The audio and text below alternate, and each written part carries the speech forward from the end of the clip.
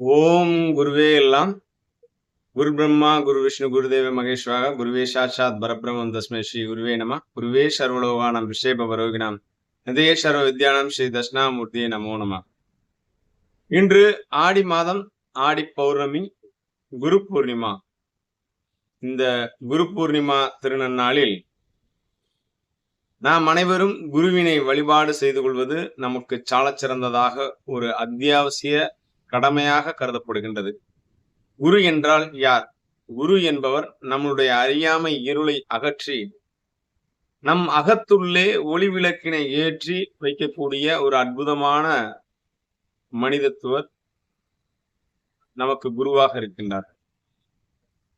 சிலருக்கு கல்விக்கு வெற்றி பெறுவதற்கு குரு தேவைப்படுகிறார்கள், சிலருக்கு தொழிலில் வெற்றி பெறுவதற்கு குரு தேவைப்படுகிறார்கள், சிலருக்கு அவர்களுடைய வாழ்வினில் வெற்றி பெறுவதற்கு குரு தேவைப்படுகிறார்கள், சிலருக்கு ஆன்மீகத்திலே வெற்றி பெறுவதற்கு குரு தேவைப்படுகிறார்கள்.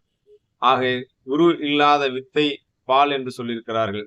குரு சுட்டி காட்டாத வித்தையும் வெற்றி பெற முடியாது என்று சொல்லியிருக்கிறார்கள்.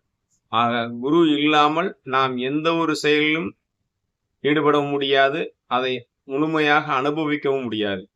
ஆகைய குருவே நமக்கு எப்போதும் துணை. குருவின் பார்வை நம்மை கோடி புண்ணியத்தை ஏற்படுத்தி கொடுக்கும். இந்த குருவின் பார்வை, குருவின் வாழ்த்துக்கள், குருவின் ஆசீர்வாதங்கள் நமக்கு எப்போதும் இருக்க வேண்டும் என்பதை நினைவூட்டுவதற்காகவே இந்த குரு பூர்ணிமா கொண்டாடப்படுகின்றது.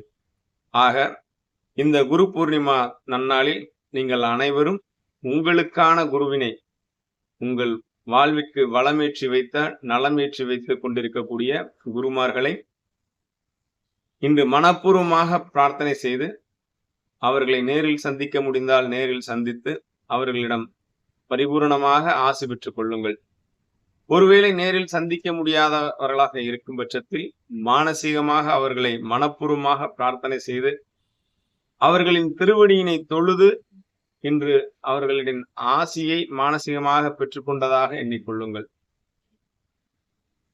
உங்களுடைய குருவின் ஆசி உங்களுக்கு மட்டுமல்லாது உங்களை சார்ந்தவர்களுக்கும் உங்கள் குடும்பத்தினர்களுக்கும் அது பரிபூரணமாக கிடைக்கட்டும். வாழ்க வளமுடன், வாழ்க மகிழ்ச்சியுடன். இந்த குரு பூர்ணிமா நன்னாளில் நாம் அனைவரும் ஒன்று சேர்ந்து குருவினை மனப்பூர்வமாக தியானிப்போம், மனப்பூர்வமாக பிரார்த்தனை செய்து கொள்வோம், மனப்பூர்வமாக வேண்டிக் கொள்வோம். வாழ்க வளமுடன், வாழ்க மகிழ்ச்சியுடன். நன்றி.